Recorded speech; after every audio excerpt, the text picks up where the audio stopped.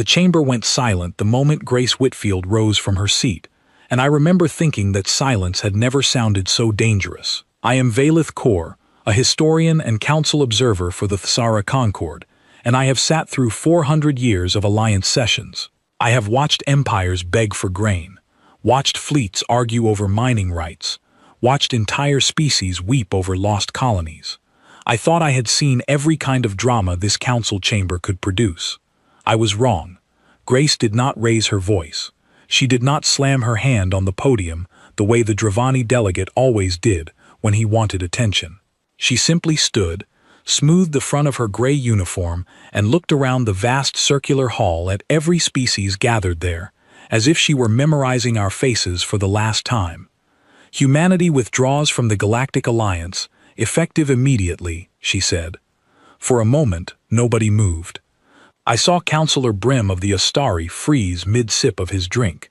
I saw the Karathi twins in the back row exchange a glance that I still cannot fully describe, something between disbelief and dread, and I felt my own chest tighten, though I could not have told you why at the time. Someone laughed. It was a nervous, disbelieving laugh from the Dravani section, quickly swallowed when Grace did not smile back.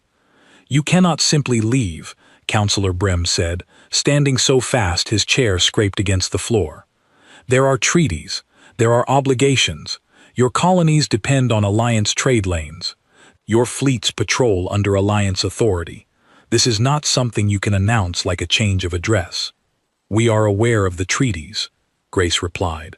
Her voice stayed calm, almost gentle, the way you might speak to a child who did not yet understand a hard truth. "We have read every clause. We have fulfilled every obligation for 31 years. We have also noticed, quite clearly, how this council treats the species it considers useful but not equal." I remember feeling a strange discomfort at those words, because some part of me knew she was right, and none of us wanted to admit it out loud. Humanity had joined the Alliance 3 decades earlier, arriving with strange ships and stranger customs, eager to be part of something larger than their small, war-scarred homeworld. We had welcomed them, in our fashion. We gave them the frontier worlds nobody else wanted to defend. We gave them the pirate-infested trade routes that our own fleets refused to patrol. We gave them disaster relief duty on toxic moons and radiation-soaked outposts, work too dangerous and too tedious for the older, more comfortable species at this table. And they did it. Every time, they did it. Without complaint, without demanding more than we offered. We told ourselves this was generosity, giving them purpose, giving them a place among the stars. In truth, we had simply found a species willing to do the jobs the rest of us considered beneath our dignity, and we had grown comfortable relying on them.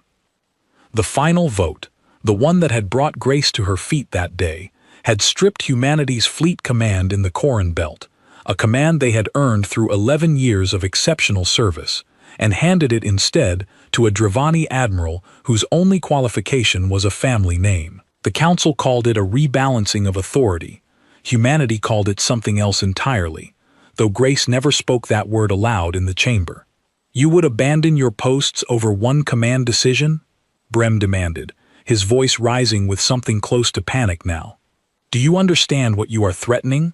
The stability of a dozen systems rests on your presence there." "We understand perfectly," Grace said. "We have understood for years. That is precisely why we are leaving." She turned to address the entire chamber then, and I felt, for the first time in my long life, a genuine chill run through me, though nothing about her tone had changed. "For 31 years, we have been told we are welcome here, so long as we accept the tasks nobody else wants. We have buried our people on frontier worlds this council could not be bothered to name. We have held borders that protected trade routes, benefiting species who never once thanked us. We asked for a seat at this table as equals. Instead, we were given chores and told to be grateful." Nobody answered her. What was there to say? "We are not angry," she continued, and somehow that was worse than if she had shouted. "We simply see no reason to continue giving what is not valued. Effective immediately, all human military support, trade cooperation, and border patrols under Alliance jurisdiction are withdrawn." Our embassy here will close within the week. Our ships will return home." She stepped back from the podium, gathered the small stack of papers in front of her, and walked out of the chamber without waiting for a response. I have replayed that moment countless times since, trying to understand why none of us stopped her, why none of us offered a compromise, why we simply sat there in stunned silence and let the most reliable species in the Alliance walk away from us as though we were strangers she had briefly known. Perhaps it was arrogance. We had grown so used to thinking of humanity as the newest, least experienced member of our community that it never occurred to us they might simply choose to stop needing us more than we needed them. Brem was the first to break the silence, laughing again, though this time it sounded forced. "They will be back within a season," he said, looking around for agreement. "A young species, barely out of its own solar system a century ago, cannot survive without Alliance trade networks. They rely on our shipping lanes, our resource agreements, our technology exchanges. This is a tantrum, nothing more." Several delegates nodded, visibly relieved to have a comforting explanation to cling to. I wanted to believe him too. It would have been easier. But I had spent enough centuries studying species across this galaxy to notice patterns that others overlooked, and something about Grace Whitfield's calm, deliberate exit troubled me far more than any outburst could have. Anger burns quickly and fades. Calm, focused resolve does not fade. It builds. I left the chamber that evening and walked the long corridor toward the observation deck, staring out at the distant lights of 1,000 ships docked at the Alliance station, wondering how many of those vessels depended on the quiet, unglamorous work humanity had been doing in the shadows of this council for 3 decades. I did not yet understand the scale of what was coming. None of us did. Within hours, reports began arriving from the outer sectors. Human patrol ships stationed along the Corin Belt had already begun their withdrawal, moving with a precision that suggested this had been planned for weeks, perhaps months, long before that final vote ever took place. Cargo convoys that had relied on human escort ships for safe passage through pirate-heavy corridors were suddenly, terrifyingly alone. I remember standing on that observation deck long after the station's artificial night cycle began, watching the lights of departing human vessels streak away from the docks in perfect, orderly formation, and thinking that whatever came next, the galaxy was about to learn a lesson it had never bothered to ask for. Brem believed humanity would crawl back within a season, humbled and desperate for reinstatement. I was no longer so certain, and somewhere deep in that uncertainty, a quiet dread had already begun to take root, one that would only grow sharper with each report that followed in the days ahead. The distress call came through at the worst possible hour, and I remember the sound of it more than the words, a thin, cracking voice from a mining outpost in the Varen cluster, begging for help that never arrived.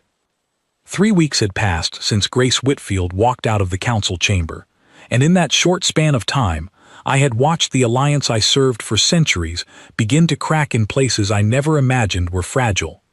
The mining outpost belonged to the Ostari, a peaceful species with almost no military capability of their own. For 9 years, human patrol ships had guarded that sector against raiders who preyed on isolated colonies. When humanity withdrew, nobody thought to fill the gap. The Ostari assumed the Alliance would simply reassign another fleet. The Alliance assumed the Ostari had their own defenses. Nobody checked, nobody confirmed, and raiders do not wait for bureaucracies to sort out their confusion. By the time a response fleet arrived, the outpost had been stripped of its resources and its people relocated against their will to destinations unknown. I sat in the emergency council session that followed, listening to Brem stammer through excuses, and I understood then that this was only the beginning. The Varen cluster was not an isolated case. Reports flooded in from a dozen sectors within that same month. Trade routes that had operated smoothly for years under human escort suddenly became hunting grounds. Supply convoys were delayed, redirected, or lost entirely. Colonies that depended on human logistics networks for food distribution began reporting shortages within days, not months, revealing just how deeply humanity's quiet, unglamorous work had been holding entire systems together. I traveled to a human world myself during this period, an assignment I requested specifically because I needed to understand what was happening rather than simply reading reports filtered through panicked council aides. The colony was called Ashcombe, a mid-sized settlement on the edge of human territory, named, I later learned, after a village on Old Earth. I arrived expecting to find a species in crisis, perhaps regretting their hasty decision, perhaps already suffering from the sudden loss of Alliance trade and support. What I found instead unsettled me far more than any suffering could have. The colony was calm, efficient, almost eerily organized. I walked through markets that showed no sign of shortage, past shipyards that were, if anything, more active than I remembered from my last visit 2 years earlier. I had expected empty docks and idle workers. Instead, I saw construction crews moving with quiet urgency, assembling vessels whose designs I did not recognize. I met with a local administrator named Owen Bennett, a broad-shouldered man with tired eyes and a politeness that never quite hid his caution around me. "You seem to be managing well," I said, trying to keep my tone light, hoping to draw out some admission of struggle. "We planned for this," Owen said simply, offering nothing more. "Planned for what exactly? Withdrawal from an alliance you had been part of for 31 years is not something you plan for casually." He studied me for a long moment before answering. "We planned for the possibility that one day the Council would decide our usefulness had run out, and that we would need to survive without them. We have been preparing for that possibility for a long time, Councillor Core." I asked him how long. He did not answer that question, and something in his expression told me it would be pointless to press further. I left Ashcombe that evening with more questions than answers, and a growing unease that had nothing to do with the failing trade routes or the panicked reports flooding the council chamber. It had everything to do with the calm, deliberate confidence I had seen in every human face I encountered, a confidence that suggested they were not reacting to a crisis at all. They were executing a plan. Back at the Alliance station, the mood had shifted from disbelief to genuine alarm. Councillor Brem, who had once laughed off humanity's departure as a temporary tantrum, now spent most of his time in closed-door meetings, his usual bravado replaced by a nervous energy that made him difficult to be around. "We need to send a formal delegation," he told the assembled council during an emergency session I attended, as an observer. "We need to remind them of their obligations, of the benefits of continued partnership, of everything the Alliance has provided them over the years." I nearly laughed at that, though I managed to hold my tongue. The benefits the Alliance had provided humanity were, from what I had witnessed, considerably smaller than the benefits humanity had provided the Alliance, and I suspected every human delegate would say the same if given the chance. The delegation was approved, and I was asked to join it, given my recent visit to Ashcombe and my supposed insight into human behavior. I accepted, though I harbored no illusions about how the meeting would go. We traveled to the human capital, a planet called Holloway Prime, and were received with what I can only describe as unnervingly perfect hospitality. Grace Whitfield herself met us at the landing platform, along with a small group of officials, including a woman named Laura Mitchell, who I later learned commanded what remained of humanity's frontier fleet.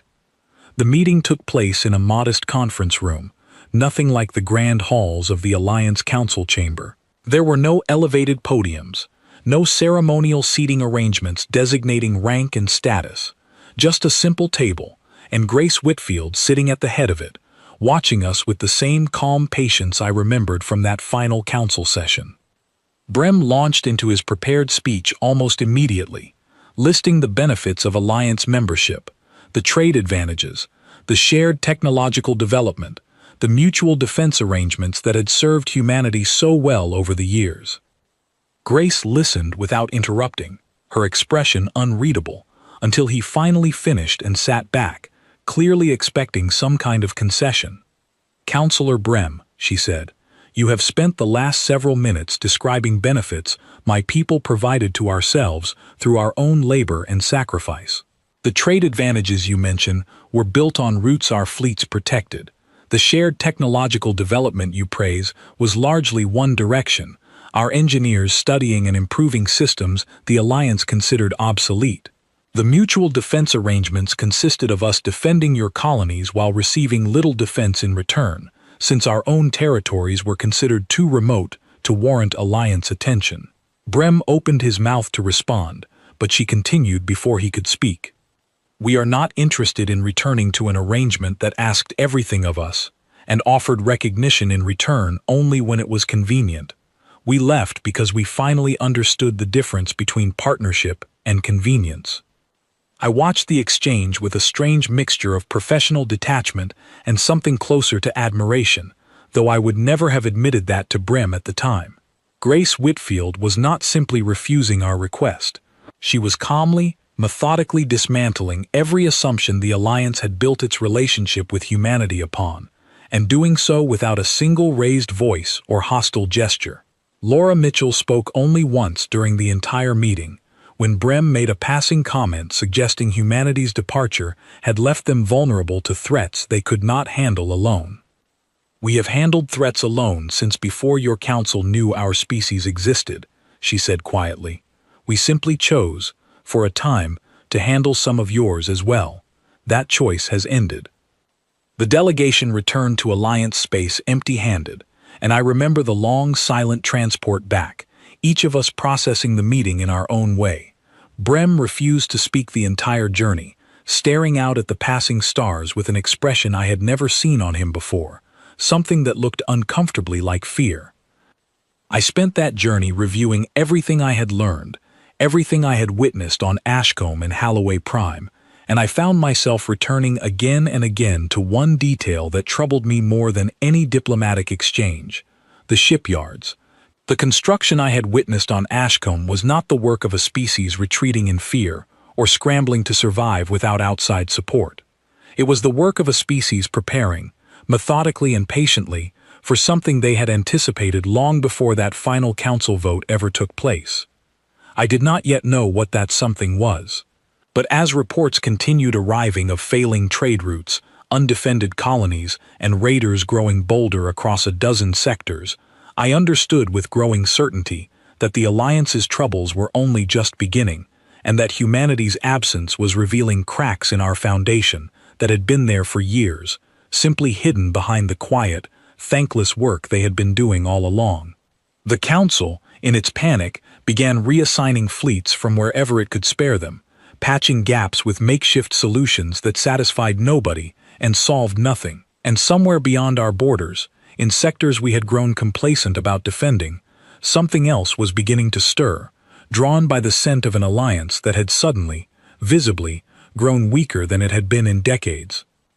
The report landed on my desk at the same hour a Thesara supply convoy vanished near the Kasari corridor, and by the time I finished reading it, I understood that the Alliance's problems had grown far larger than a single withdrawn fleet. 2 months had passed since the failed delegation to Holloway Prime, and the council chamber had transformed into something I barely recognized.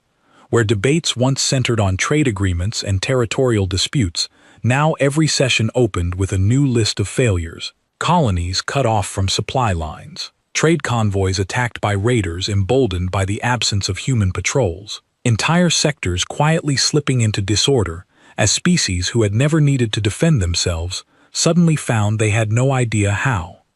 I had been assigned to a special research committee, tasked with understanding exactly how deeply humanity's presence had been woven into Alliance operations.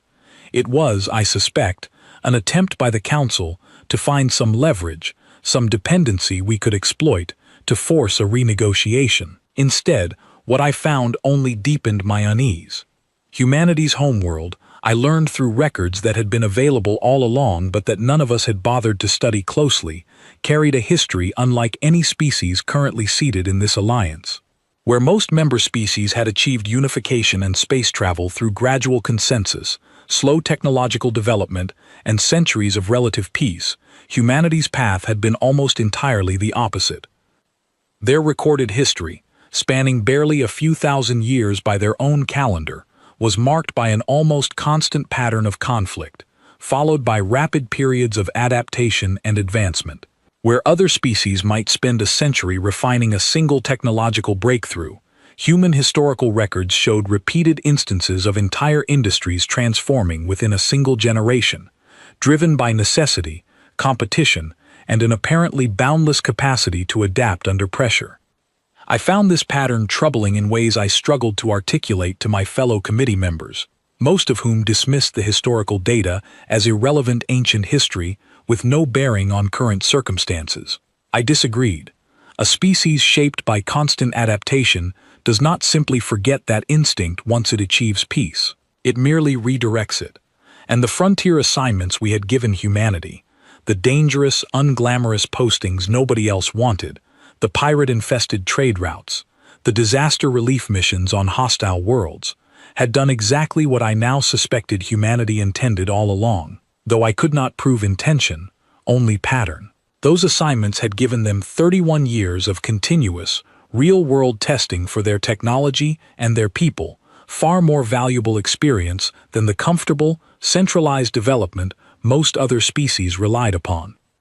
I brought this theory to the committee and was largely dismissed, though a young Karathi analyst named Peter Lang approached me afterward, admitting he had reached similar conclusions independently.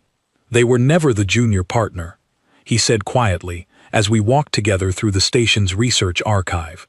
We simply needed them to be, because it let us believe our own comfort and caution were signs of strength rather than stagnation. I found myself thinking of that conversation often in the weeks that followed, as reports continued arriving of humanity's continued silence toward every renewed contact attempt. The Council sent 3 more delegations after the first failed meeting, each one returning with the same calm, polite, unmovable response. Humanity was not interested in rejoining an alliance built on the terms that had defined their previous membership. They made no threats.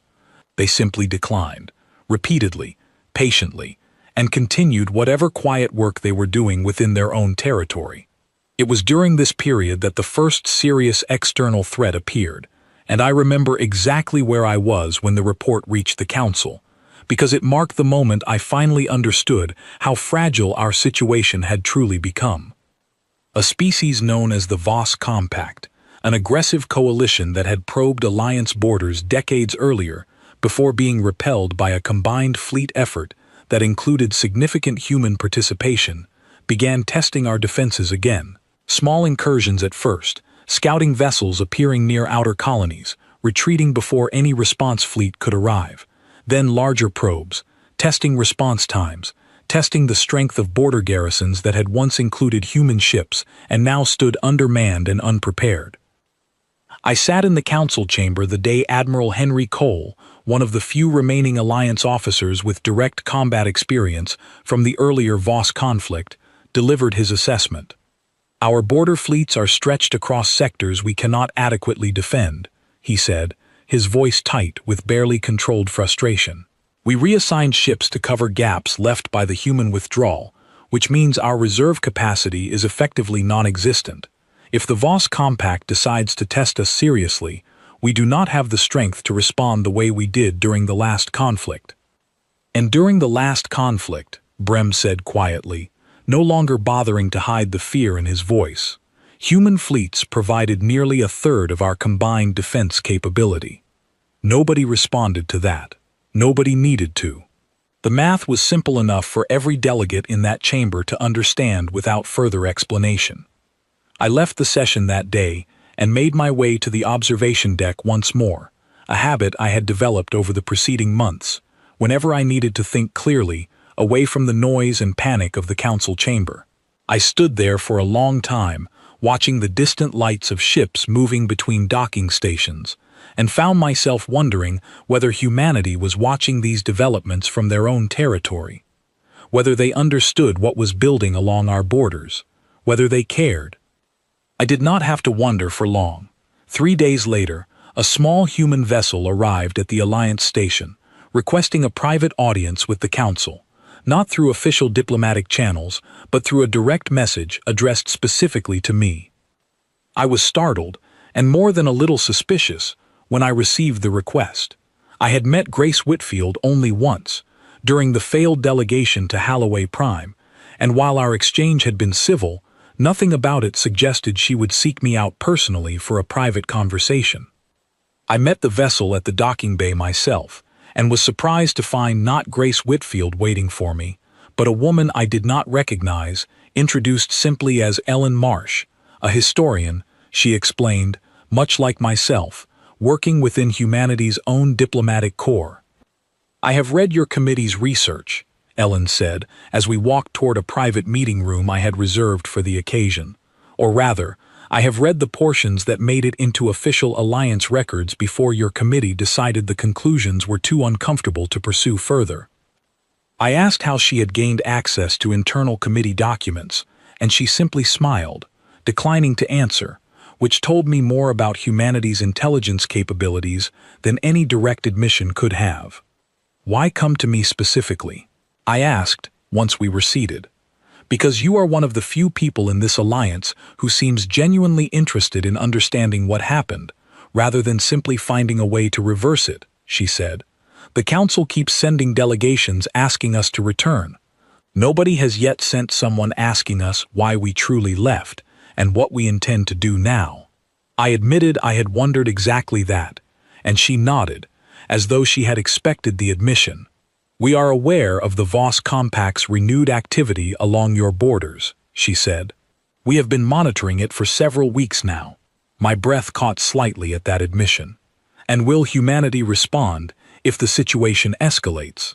Ellen considered the question for a long moment before answering. "That depends entirely on what this council is willing to offer in return. We did not leave the alliance to watch it fail out of spite, Councillor Core. We left because we would no longer accept a relationship where our contributions were expected, but our voice was not. If the Council is prepared to renegotiate that relationship honestly, we would consider involvement. If the Council simply wants us to return to our old position and resume our old duties without change, we will decline, regardless of the consequences to the alliance."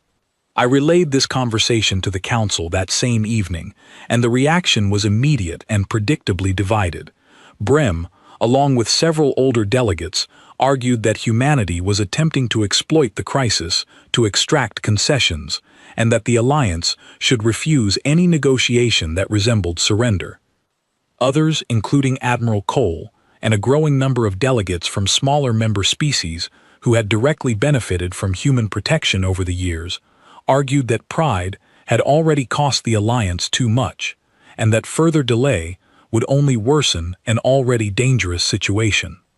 The debate stretched late into the night, and I remember standing to speak only once, near the end of the session, when it seemed the argument had reached an impasse.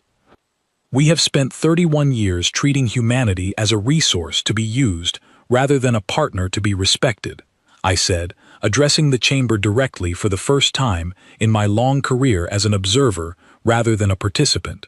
"We are now discovering, at considerable cost, exactly how much that resource was worth, and exactly how foolish our assumptions about their dependence on us truly were. The Voss Compact is testing our borders because they sense weakness, and they are not wrong to sense it.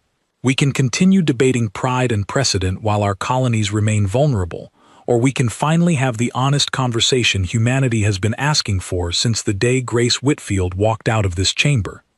The session ended without a formal decision that night, but 3 days later, as reports arrived of the first serious Voss Compact incursion into Alliance territory, an attack on a border colony that Admiral Cole's stretched fleet could not reach in time to prevent significant damage, the Council finally authorized what I had been quietly hoping for since my conversation with Ellen Marsh. A formal request, not for humanity's return to the Alliance under old terms, but for an honest negotiation regarding a new relationship entirely, one that acknowledged what humanity had always deserved and never received. Whether they would accept, given everything the Alliance had put them through, remained entirely uncertain, and with the Voss Compact growing bolder by the day, uncertainty had become a luxury none of us could afford much longer. The border colony of Estrin Hollow fell within 6 hours, and I learned of its capture while standing in the council chamber, watching Admiral Henry Cole's hands shake as he read the report aloud.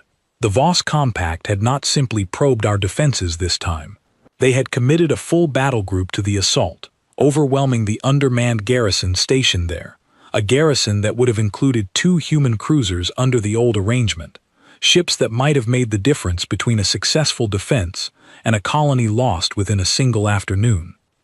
3,000 Ostari civilians were evacuated in time, though barely, thanks to a last-minute effort by a handful of Alliance transport ships that happened to be in the sector. The colony itself, along with its industrial capacity and years of accumulated resources, was gone. I remember the silence in the chamber after Admiral Cole finished his report, a silence far heavier than the one that had followed Grace Whitfield's departure announcement months earlier. That silence had been shock. This silence was something closer to grief and fear of what might come next. "They will move on the Kasari corridor next," Cole said, his voice hoarse. "It connects to 4 more colonies and our secondary shipyard at Torrens Station. If that falls, we lose nearly a quarter of our remaining production capacity in this sector." "How long do we have?" Brem asked, and I noticed he no longer carried himself with the confidence that had defined him for as long as I had known him. Fear had a way of stripping such things away. "Days," Cole said simply, "perhaps less." The formal request for negotiation that the Council had authorized after my speech had already been sent to Holloway Prime, but no response had yet arrived, and with the Voss Compact advancing faster than anyone anticipated, I feared we had waited too long to ask. I was wrong, though not in the way I expected. Less than an hour after Cole's report, a priority message arrived at the Council station, not through diplomatic channels, but through a direct fleet communication frequency that had not been used since humanity's withdrawal months earlier. I was present when it was received, standing near the communications officer as her console lit up with an incoming transmission signature I recognized immediately. The message was brief, and delivered not by Grace Whitfield, but by Laura Mitchell, the fleet commander I had met briefly during the failed delegation to Holloway Prime. "This is Fleet Commander Mitchell, addressing the Alliance Council directly. We have received your request for negotiation, and we are aware of the situation developing in the Kasari corridor. Before any formal agreement is reached, understand this. What follows is not a return to our previous arrangement. It is a demonstration of what that arrangement cost you to lose and what a genuine partnership could offer in its place. Prepare your remaining forces to hold the corridor. We are already moving." The transmission ended before anyone could respond, and I remember the chamber erupting into a confusion of voices, some relieved, some suspicious, all of them uncertain what exactly humanity intended. I did not have to wait long to find out. 12 hours later, as the Voss Compact battle group advanced toward the Kasari corridor, sensor stations across 3 sectors began registering an unusual pattern of long-range vessel signatures approaching from human territory, moving with a coordination and speed that our own analysts struggled to properly track. I was granted access to the command center during those tense hours, a privilege extended to me, I suspect, because of my earlier involvement with the human delegation and my ongoing communication with Ellen Marsh. I watched the tactical displays as human vessels entered the corridor, not the modest patrol ships I remembered from years of routine border defense, but something considerably more advanced, vessels whose design bore only passing resemblance to the ships humanity had used during their time as Alliance members. Laura Mitchell's fleet did not simply reinforce the remaining Alliance defenses. They restructured the entire engagement within minutes of arrival, deploying smaller scout vessels ahead of the main formation to identify weaknesses in the Voss Compact's approach, while larger support ships established defensive positions around the vulnerable colonies still standing in the corridor's path. The battle that followed lasted just under 4 hours, and I watched most of it unfold through tactical displays and fragmented sensor reports, unable to fully comprehend the scale of what I was witnessing until Admiral Cole, standing beside me, finally spoke. "They are not fighting the way we fought them 30 years ago," he said quietly, his eyes fixed on the display. "This is different. This is faster, more precise. Look at their formation shifts. They are adapting to the Voss Compact's tactics in real time, faster than our own analysts can process the changes." I asked him what that meant, and he did not answer immediately, his attention consumed by the unfolding engagement. "It means," he finally said, "that whatever they have been doing since they left us, they have not been idle. They have been improving, significantly." By the time the engagement ended, the Voss Compact battle group had been forced into a full retreat, suffering losses far greater than anything they had inflicted on the corridor's remaining defenses. Not a single human vessel was lost during the engagement, though several sustained damage that Laura Mitchell's fleet addressed with a speed and efficiency that left our own logistics officers visibly stunned. I traveled to the Kasari corridor myself in the days following the battle, eager to understand firsthand what I had witnessed, and I found Laura Mitchell aboard her flagship, overseeing repair operations with the same calm focus I remembered from our brief meeting at Halloway Prime. "You saved 4 colonies and a shipyard the Alliance could not afford to lose," I said, as we walked together through a corridor lined with crew members, moving with quiet efficiency between damage control stations. "We saved 4 colonies and a shipyard that our own people would have suffered from losing as well, given the trade connections that still exist between our territories and yours, regardless of our formal withdrawal," she replied. "This was not charity, Counselor Core. It was self-interest, guided by principle. We do not intend to watch our neighbors suffer needlessly, even after everything that has happened between us." I asked her the question that had been forming in my mind since witnessing the engagement. Why intervene now, rather than simply allowing the Council to face the consequences of decisions it made without you? She considered the question carefully before answering. "Because there is a difference between allowing consequences to teach a necessary lesson and allowing innocent people to suffer for a council's pride. We chose to draw that line here, at Kasari, because the cost of inaction had grown too high for people who had no part in the decisions that led to this crisis." I understood, in that moment, something that I suspect Grace Whitfield had been trying to communicate to the Council since that first fateful session months earlier. Humanity's departure had never been about punishment or spite. It had been about dignity, about refusing to continue a relationship that demanded everything and offered recognition only when convenient. And their intervention at Kesari was not a reversal of that position. It was a demonstration of exactly what a genuine partnership, built on mutual respect rather than convenient dependence, could look like. The Council received Laura Mitchell's full report within days, along with a formal proposal from Grace Whitfield's office, outlining terms for a new relationship between humanity and the Alliance, terms that bore little resemblance to the arrangement that had defined the previous 31 years. Equal representation on the Council, rather than the limited advisory role humanity had previously held. Shared command structure for joint defense operations, rather than the pattern of assigning humanity to dangerous frontier postings while more comfortable species retained authority over safer, more prestigious commands. Mutual technological exchange, rather than the largely one-directional flow that had defined previous cooperation. The proposal was thorough, precise, and entirely reasonable, given everything I had witnessed over the preceding months. Whether the Council, still clinging to old habits of pride and hierarchy, would accept it, remained to be seen. I returned to the Alliance station carrying that proposal myself, uncertain whether the delegates who had spent decades treating humanity as a useful but subordinate partner would be willing to finally accept them as equals, even after everything that had happened, even after watching firsthand exactly what the Alliance stood to lose without them. The vote, I knew, would not be easy, but for the first time since Grace Whitfield walked out of that chamber months earlier, I found myself genuinely hopeful about what might come next. The vote began the moment I stepped back into the council chamber, and I felt the weight of it settle over the room before a single word was spoken. I had carried Grace Whitfield's proposal from Halloway Prime myself, along with Laura Mitchell's report detailing the engagement at the Kasari corridor, and I watched as copies were distributed to every delegate present, some reading with visible reluctance, others with an urgency that suggested they had already made up their minds. Counselor Brim read through the document slowly, his expression unreadable, and I found myself wondering whether the events of the past months had changed him at all, or whether pride would once again win out over necessity. Equal representation, he muttered, more to himself than to anyone else. Shared command structure.